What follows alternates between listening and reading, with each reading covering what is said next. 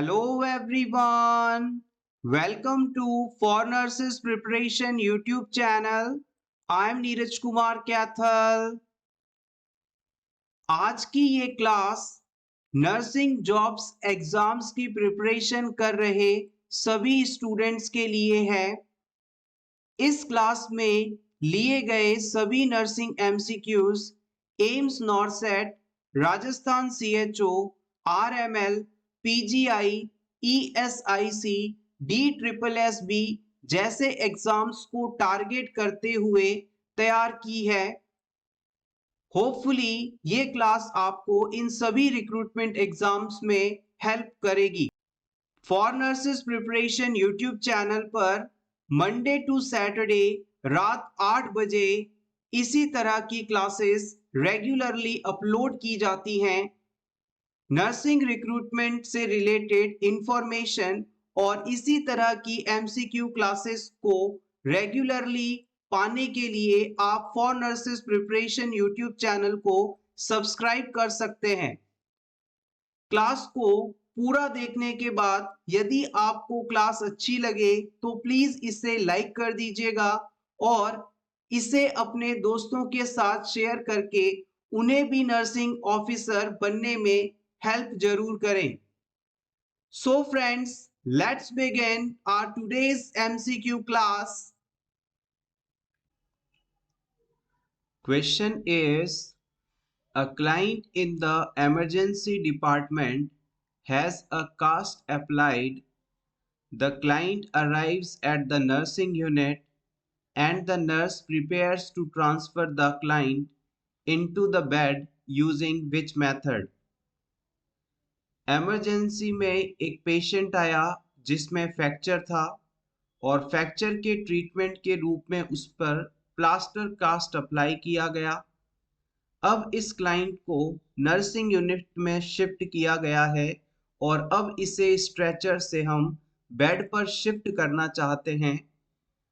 इस पेशेंट जिसमें cast apply किया गया है, बेड पर शिफ्ट करते समय किस बात का हमें ख्याल रखना है, किस मेथड का हमें इस्तेमाल करना है, ये आपको बताना है। ऑप्शन 1 कहता है placing ice on top of the cast. हम इस क्लाइंट के कास्ट के ऊपर आइस रखेंगे। ऑप्शन 2 कहता है supporting the cast with the finger tips only.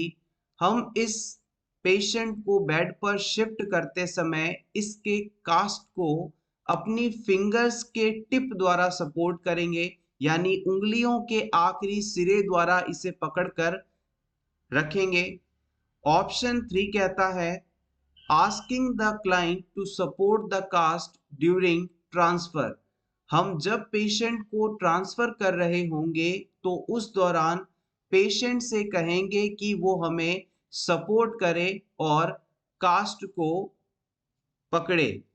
Option 4 कहता है using the palms of the hand and soft pillows to support the cast.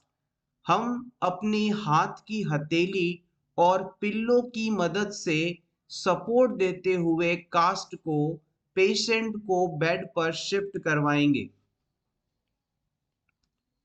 Hospital duty के दौरान फ्रैक्चर पेशेंट से आप कॉमनली डील करने वाले हैं और उस समय आपको ये कॉन्सेप्ट हेल्प करेगा।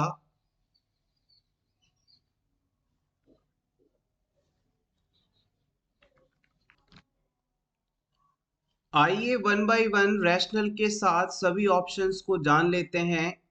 ऑप्शन 1 में कहा गया है कि हम क्लाइंट के कास्ट के ऊपर आइस रखेंगे।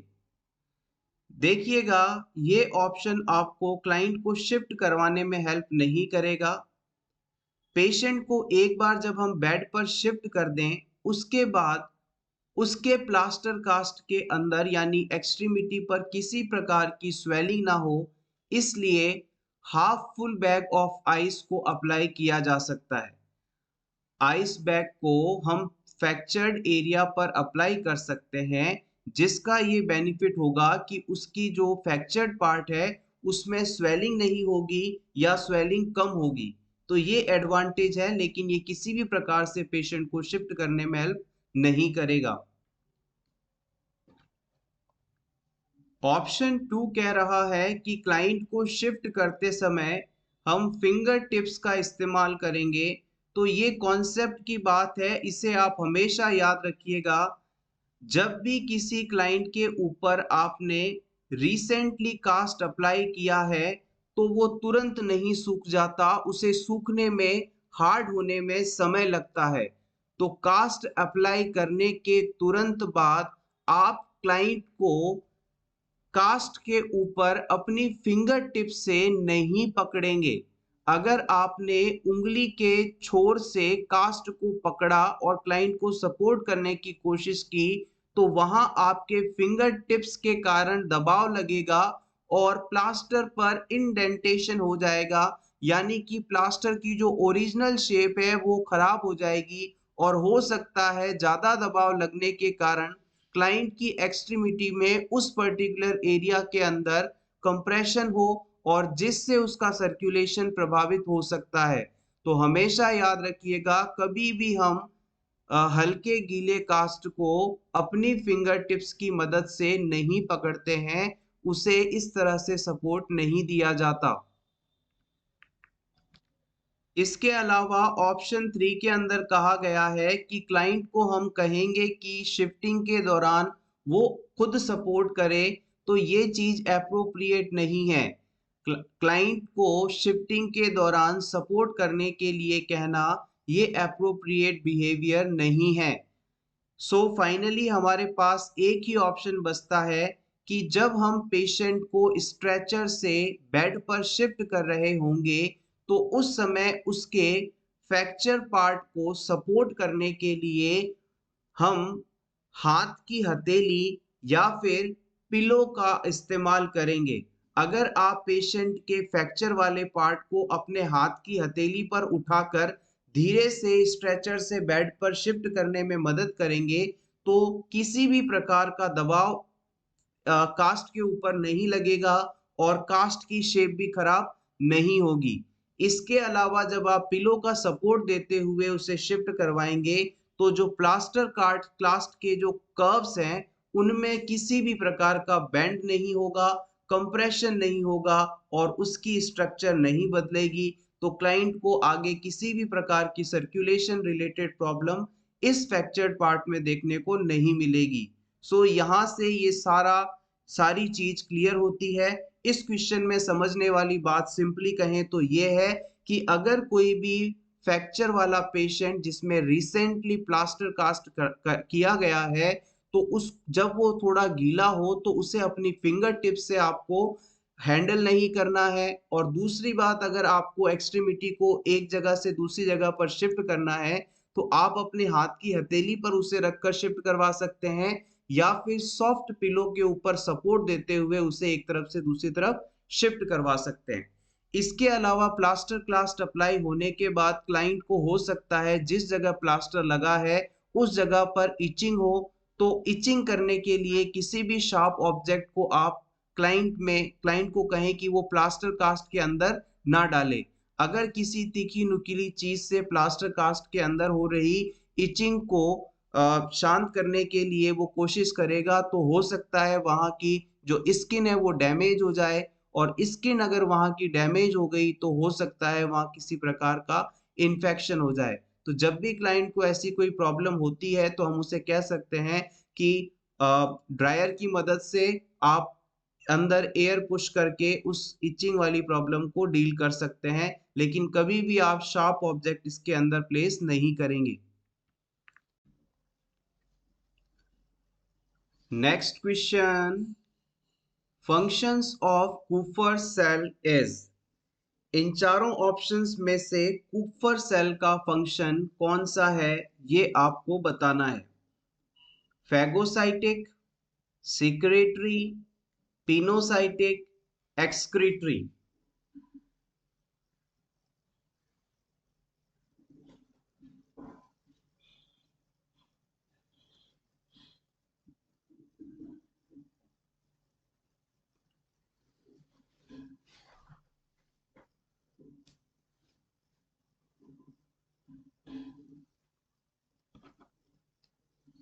The right answer is option A, phagocytic function।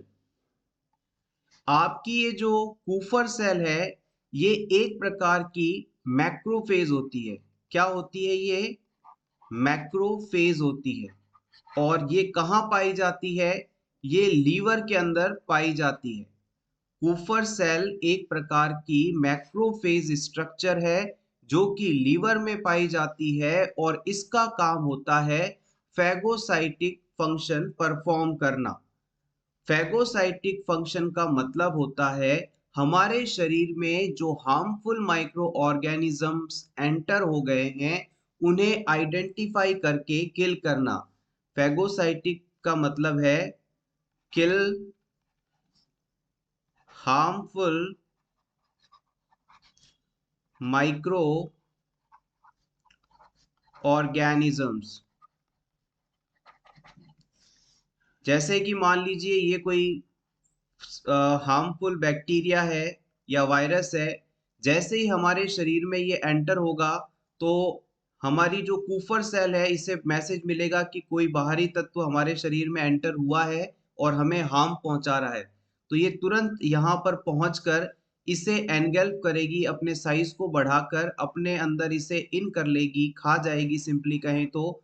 और अपने अंदर एक बार इस माइक्रो ऑर्गेनिज्म को इन करने के बाद इसके अंदर प्रोसेस के थ्रू ये इसे डिस्ट्रॉय कर देती है, खत्म कर देती है। और इस प्रकार से ये लीवर को अदर हार्मफुल माइक्रो ऑर्गेनिज्म से प्रोटेक्शन प्रोवाइड करती है।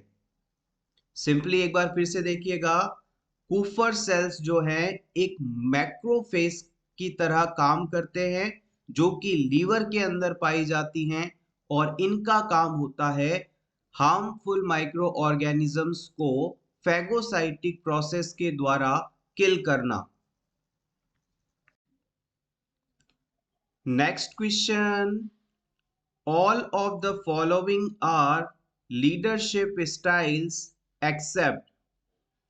इन चारों में से कौन सा ऑप्शन लीडरशिप स्टाइल का उदाहरण नहीं है? इस वर्ड को आप बिल्कुल ध्यान से रीड करें। इसमें अगर आप चूके तो समझिए कि आपका आंसर गलत हो जाएगा। सबसे पहला ऑप्शन है democratic, idealistic, autocratic, laissez-faire. Which one is not an example of leadership style?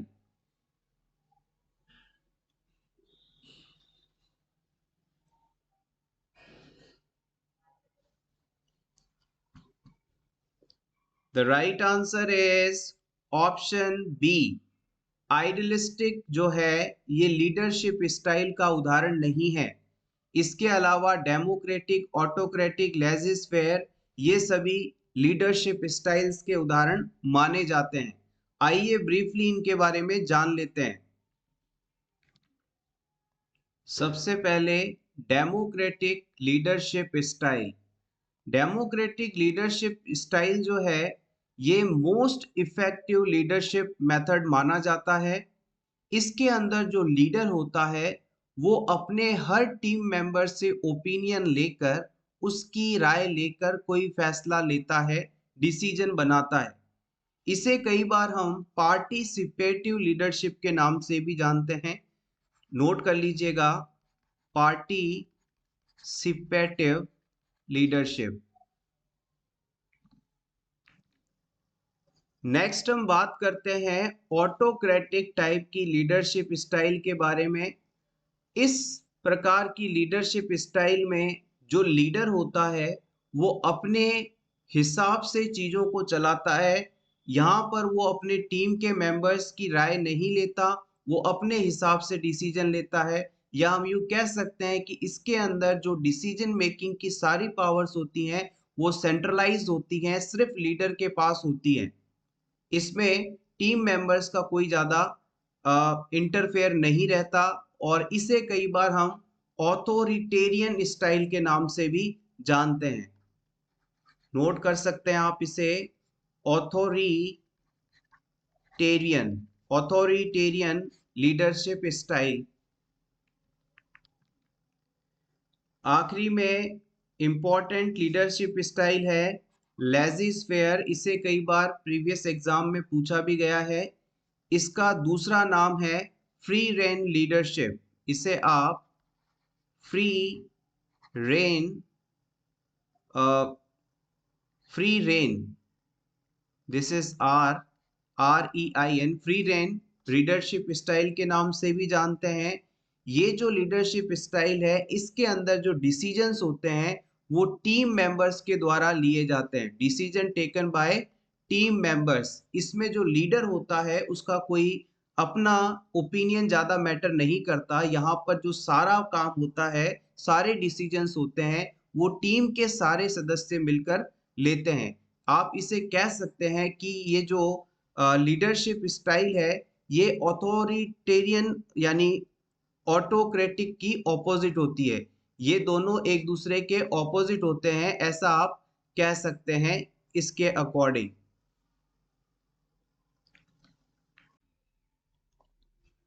Next question, this question is very important for upcoming Rajasthan CHO exam.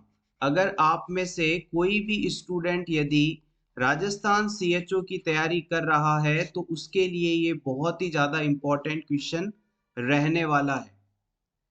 Question कहता है RBS के programme include age groups. RBS के programme में कितने वर्ष तक के बच्चों को इंक्लूड किया जाता है या फायदा पहुंचाया जाता है? 18 साल से कम, 18 साल से ज्यादा, 28 दिन तक के बच्चे या 1 से 3 साल तक के बच्चे? RBS के प्रोग्राम का फायदा या एडवांटेज किस उम्र के लोगों को मिलता है, बच्चों को मिलता है?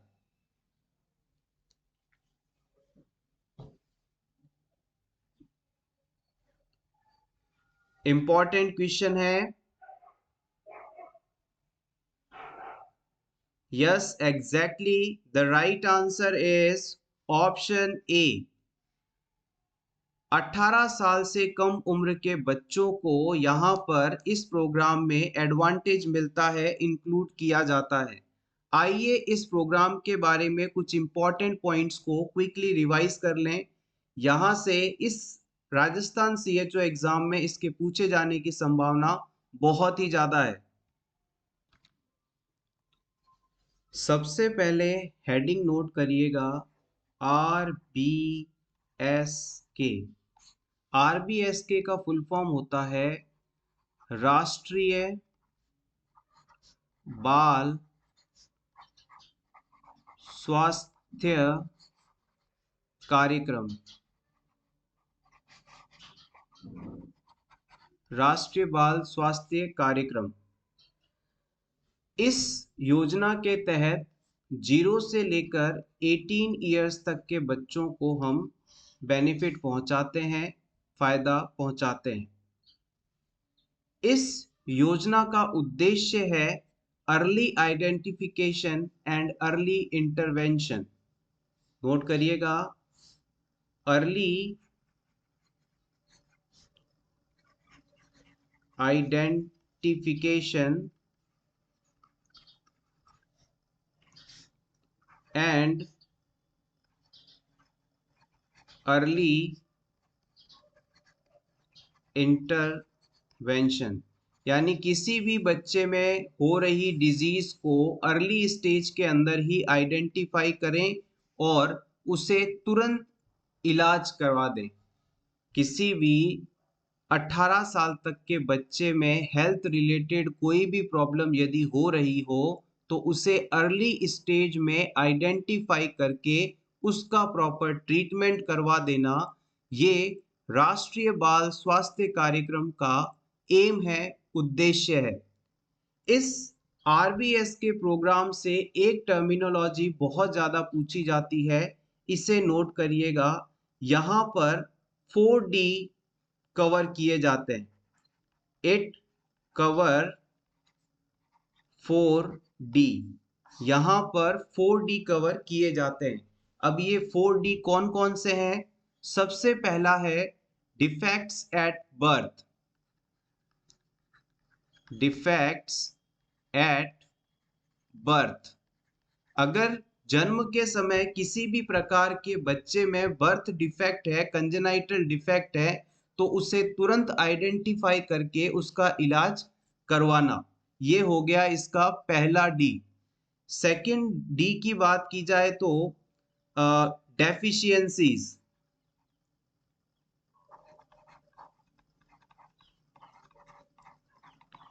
किसी भी प्रकार की डेफिशिएंसी डिजीज होने पर उसे आइडेंटिफाई करके proper balance diet nutrition provide करके उस चीज को इम्प्रूव करना। इसके अलावा किसी भी प्रकार के यदि डिजीज हैं तो उसे आप अर्ली स्टेज में आइडेंटिफाई करके ट्रीटमेंट करवाएंगे। और फाइनली जो लास्ट डी आता है उसका मतलब होता है developmental delays including disability. Developmental delays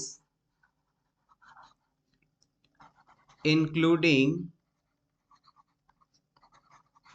disability. यानी कि बच्चों में अगर ग्रोथ से रिलेटेड कोई प्रॉब्लम है या कोई डिसेबिलिटी जैसी कंडीशन हो रही है तो उसे अर्ली स्टेज में आइडेंटिफाई करके उसका ट्रीटमेंट करवा देना। एक बार फिर से इसे हम रिवाइज कर लेते हैं। इस रिवीजन के साथ आपको ये चीजें याद भी हो जाएंगी। RBSK प्रोग्राम का फुल फॉर्म होता है राष्ट्रीय बाल स्वास्थ्य कार्यक्रम। यह प्रोग्राम 0 से लेकर यानी न्यूबॉर्न बेबीज से लेकर 18 साल तक की उम्र तक के बच्चों को टारगेट करते हुए तैयार किया गया है। इस RBS के प्रोग्राम का उद्देश्य है early identification and early intervention. RBS के प्रोग्राम में कुल 4 Ds को इंक्लूड किया जाता है। Defect at birth, deficiencies, disease, developmental delays including disability. आप चाहें तो इसका स्क्रीनशॉट ले लें। Next question, central birth and death registration act was passed. Birth and death registration act कब आया था ये आपको बताना है। 1969 में, 1881 में, 1950 में, 1947 में।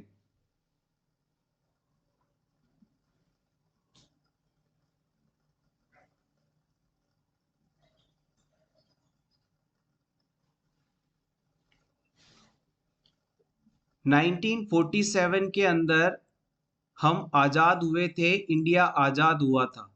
1950 के अंदर हमारा जो कॉन्स्टिट्यूशन है, संविधान है, वो लागू हुआ था।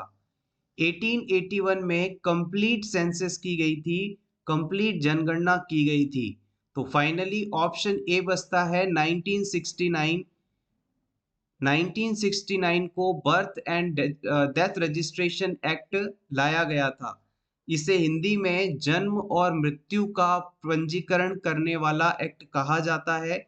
इसके अनुसार किसी भी बच्चे का जन्म होने और किसी भी व्यक्ति की मृत्यु होने पर दोनों का रजिस्ट्रेशन, दोनों की सूचना गवर्नमेंट को देनी होती है और ये रजिस्ट्रेशन 7 दिनों के अंदर करवाना अनिवार्य माना जाता है।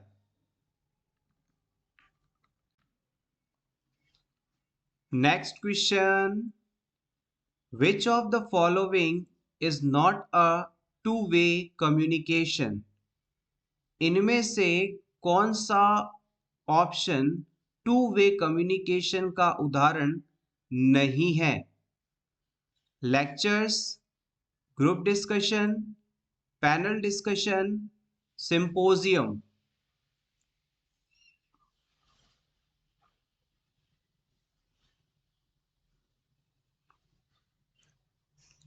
Communication is a important topic. यहां से अक्सर क्वेश्चंस पूछे जाते हैं।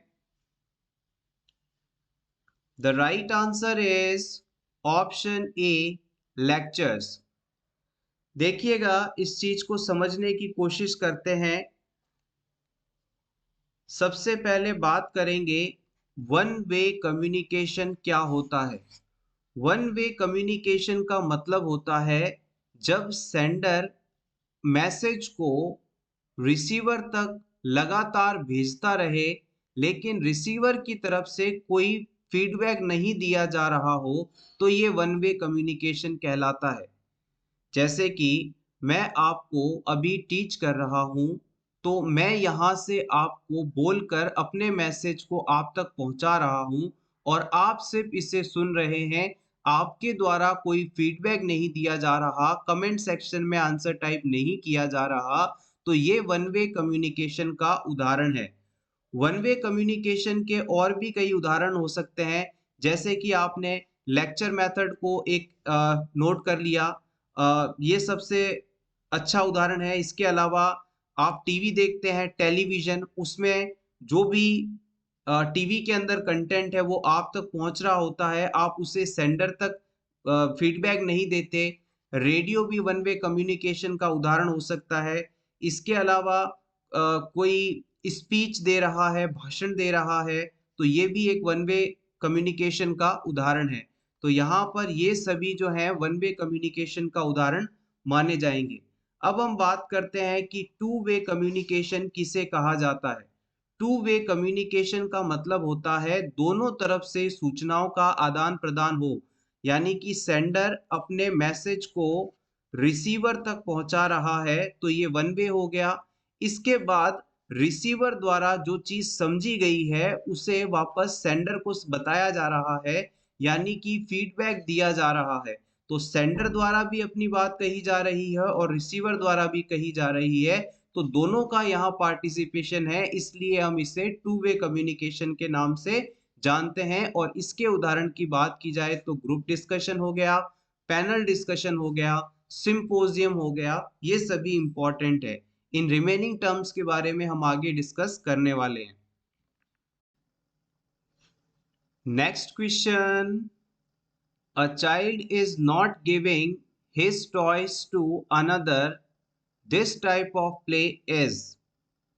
एक बच्चा अपने खिलौने किसी दूसरे बच्चे को खेलने के लिए नहीं दे रहा है, ये किस प्रकार के प्ले का एग्जाम्पल है। Parallel play, group play, social play, all of the above.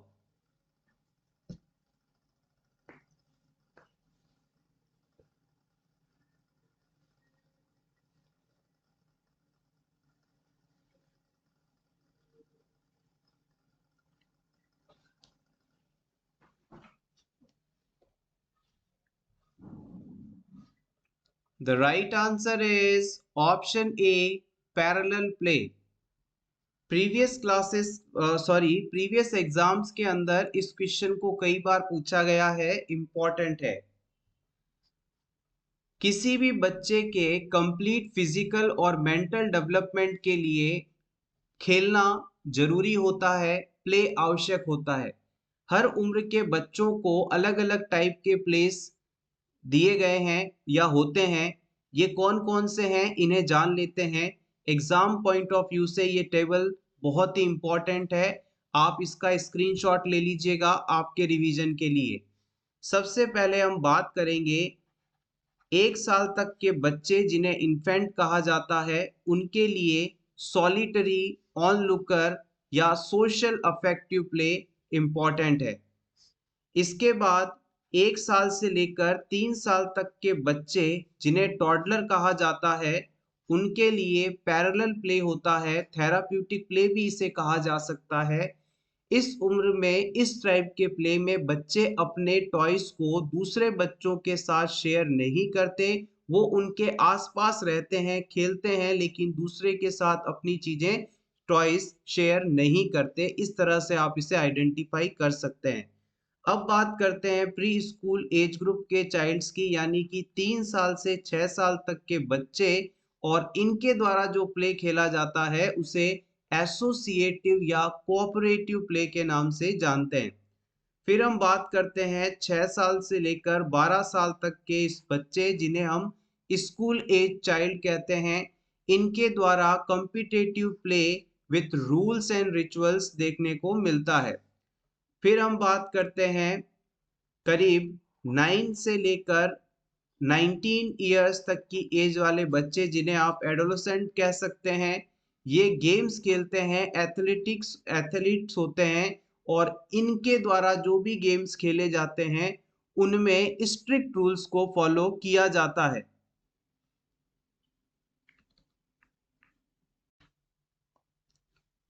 Next question is the process of communication include. Communication के प्रोसेस में किस किस चीज को इंक्लूड किया जाता है? Message, media, channel, feedback.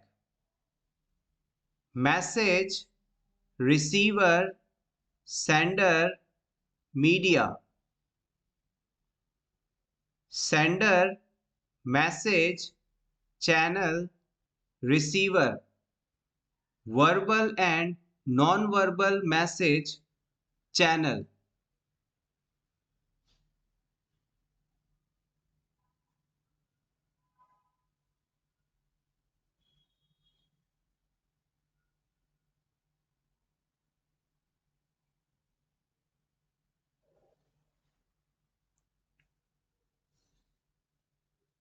The right answer is option C, message, sender, channel, receiver.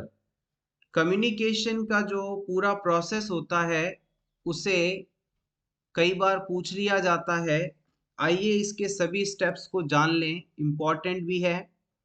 जैसे कि मैं हूँ सेंडर, मेरे माइंड के अंदर जो भी थॉट्स आ रहे हैं, जो भी मैसेजेस मैं तैयार कर रहा हूँ आप तक पहुँचाने के लिए अपनी थिंकिंग को, तो मैं हूँ सेंडर।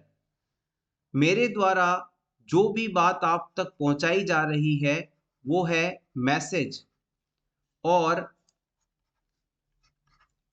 आप तक इस मैसेज को पहुंचाने के लिए मैं जो सेंटेंस तैयार कर रहा हूं इसे मैं एनकोडिंग करना कहूँगा, मैसेज तैयार करना कहूँगा। इसके बाद इस मैसेज को मैं आप तक पहुंचाने के लिए जो यूट्यूब चैनल का मीडियम यूज कर रहा हूं इसे हमने चैनल कह दिया।